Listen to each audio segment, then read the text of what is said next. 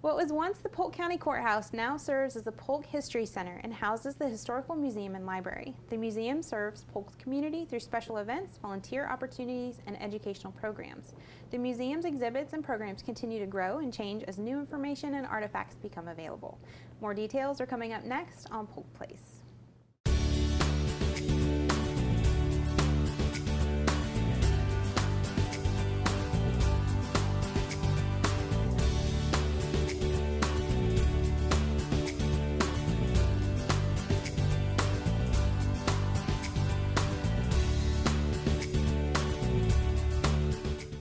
Hi, welcome to Polk Place. I'm Tina Mann, your host, and joining me in the studio today is Murtis Young, the Historic Preservation Manager at the Polk History Center.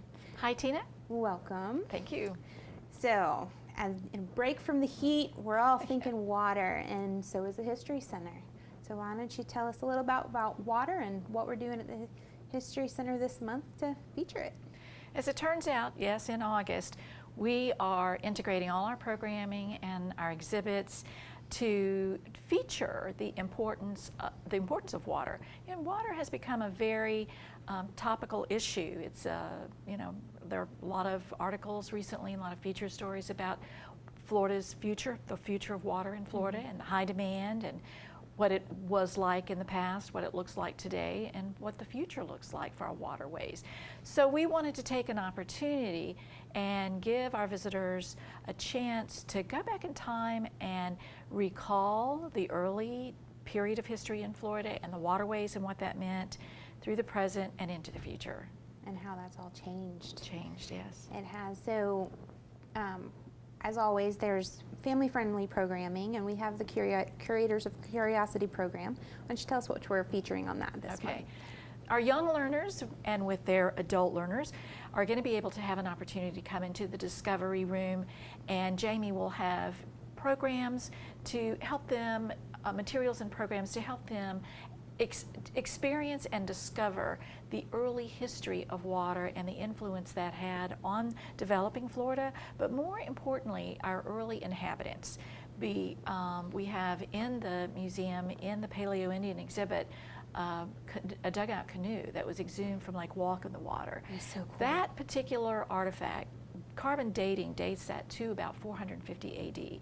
That gives us an opportunity to demonstrate that there were humans walking around in these swamps a long, long time before we arrived with our water skis and our interest in paddle boating.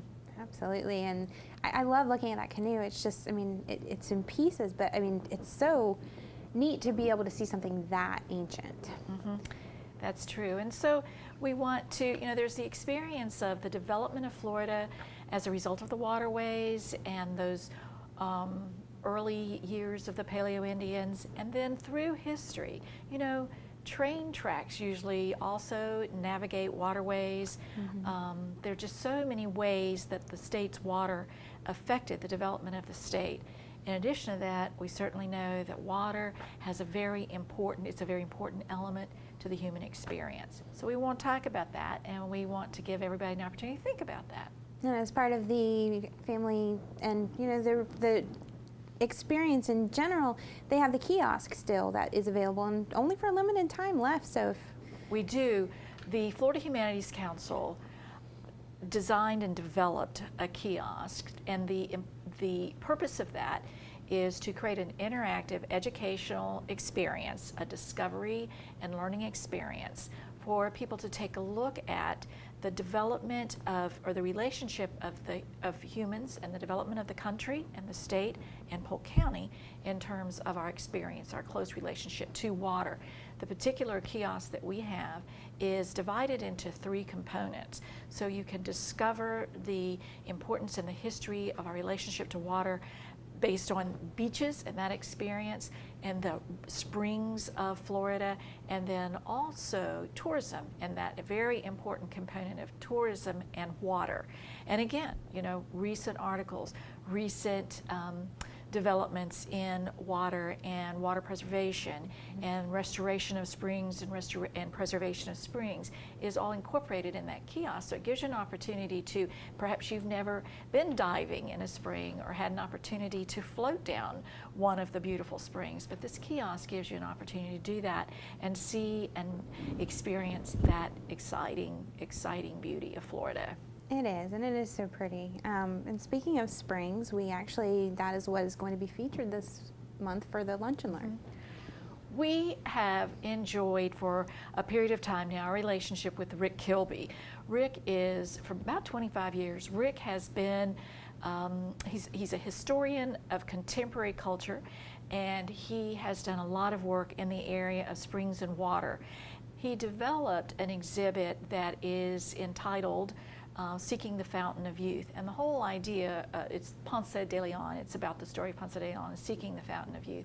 And the idea of that exhibit is how water and the human experience to water really helped develop Florida as a destination.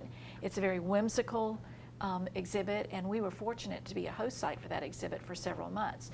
Presently, it is on display in Orlando at the Orange County Regional History Center. So I hope everybody will, if you missed it here, take a trip over to Orange County Regional History Center to see that. It's a great exhibit. Rick developed that exhibit, and he will be our speaker at the Lunch and Learn in August, and his topic will be about water and about his 25 years of research and discovery in that area. So we want everybody to come. He is fun. He himself, very whimsical. He usually has stories about his recent, I guess he plays shuffleboard a lot, so he seeks out shuffleboard courts. So he's really very interested in early Florida tourism experiences, and so we just are looking forward to having him back with us. Absolutely, it's certainly a Lunch and Learn they're not going to want to miss out on. Of course, that's coming up on August 16th, and that's at 12:15. Everybody's welcome to bring their lunch. And as a component of that, we always have a recommended book each month, which is actually, he's the author of, correct? That's right, The Wonder of Florida Springs. And it's just, if you are interested in Florida, if you're interested in springs and spring conservation and preservation, it's a wonderful opportunity to learn from Rick's his historical research and his writings. Excellent. So we'll look forward to that. Of course, coming up, as usual, is the architectural tour on August 20th. And what architectural element are we featuring this month? You know, every month we try to pick one element of the architecture and feature that. And this month, we're going to talk about the Robinson tile, the Robinson art style tile. And what that is it's the specific tile, the small squares, and they were developed and they were they were placed by hand. The designs were created by hand. So that will be the feature. And of course, the most outstanding is the rosette that is in the rotunda. And the visitors for the architectural tour will have an opportunity to learn more about that Robinson art style and talk about the rosette and the colors. And it's also interesting how those colors that were used in those tiles tie in now to the stencils that are all around the building. And the interesting thing about that, I'll give away one little hint of information, is that although those stencils were designed with the 1908 architectural plans, those were never placed in the building during the time it was used as the courthouse and for all the constitutional officers. It was not until the restoration of the building that the stencils were actually applied. And there's a really interesting point about that. The restoration architect, Tom Hammer, had a young new architect in his firm at the time, and he placed those stencils in her trust and asked her to come up with a recommendation on the color for the stencils because the color had not been indicated. So she diligently studied the design and the color in those Robinson art style tiles and then complemented the stencil colors to match that. So that's going to be the story about the architectural tour this coming August. Tiles, the colors of the tiles, the placement of the tiles, and how they match the stencils. It is such a beautiful building. I love standing up in the rotunda and looking down. It's just gets me every time. It doesn't matter how many times I visit, it gets me every time. So Every month we kind of get an update on the citrus label tour. Ooh. And I know that we have some, information on how that's going to tie in with the agritourism push here in Polk County. Oh, I mean, I am so excited and I'm so pleased when we developed the Polk County History, the Heritage Trail. That's been in place for about 3 years. Mm-hmm. During the period of time we were developing that and identifying the inventory and cataloging the inventory for the Heritage Trail, one of the members of the Heritage Forum, Harriet Rust, over from in the Davenport area, Davenport Historical Society, kept mentioning a great opportunity to create an enhancement to the Heritage Trail through displaying these outdoor, colorful, whimsical, beautiful outdoor displays of citrus crate labels.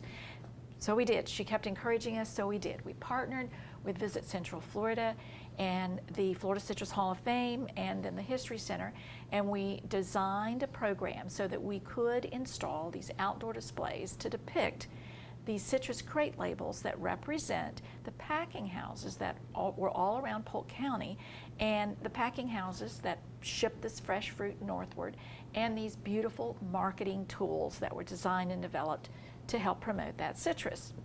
There's a great story in every one of those labels. Mm-hmm. The color, the art in them, everything about them has a great story to be told. So we have been so excited that, when you start a program like this, you hope people think, great idea, we want to join. And our heritage partners around the county have just been wonderful. They've been excited, and we now are seeing these beautiful outdoor displays popping up. We now have 2 in Davenport. We have the beautiful display in Haines City, and of course we have the polka dot label at the Polk County History Center, how appropriate. And Lake Alfred has installed 1, and we're expecting the celebration in August of their 2nd out at the Mackay Estate. So it has just become a very exciting project, and we just learned that it has its own role in marketing Polk County as a tourism destination. It will be a part of a marketing plan that will be rolled out by Visit Central Florida in terms of promoting agritourism as well as the history and heritage tourism. But these will be a featured part of the marketing plan for Polk County's agritourism. Pretty cool, huh? It is so cool. And I just love how, we're continuing to just show people how much history we have just here in Polk County, and I love how much you guys do and think of new ways to promote it. I know we're kind of working on some other things behind the scenes that people are going to have to stay tuned to find out about, but it's amazing how it's taken off. It is. We really are pleased. We are seeing more and more interest in heritage tourism, and for the residents, for the people who live here, we're seeing increased visitors to the History Center wanting to learn about our rich and interesting history and our past. And I'm honored. I am truly honored to be a part of that exciting endeavor. It is, and of course there's always things to go see at the History Center. I mean, we have ongoing exhibits that, we have the photo exhibits still, and the Victory Florida, and everybody just needs to stop by and come see you guys. Well, we certainly agree with that. We'd like everybody to come by and take a look and see and visit with us, and particularly in August as we take everybody on a water journey. Yes, everybody needs to cool down at the History Center. Right. All right, well, thank you for coming on today. Thanks, Tina. Polk County has a rich history and heritage, and the Polk County History Center is continuously thinking of new ways to help Polk residents experience that history. The museum's collection includes natural and cultural objects related to Polk and the greater Central Florida area that represent our history from pre-Columbian to present-day eras. The artifacts on display at the museum represent individuals, cultural groups, and events significant to the region. Located at 100 East Main Street in Bartow, the History Center is open Tuesday through Saturday, 9 a.m. to 5 p.m. For more information about exhibits and events, you can check them out on the web at polkhistorycenter.org or give them a call at 863-534-4386.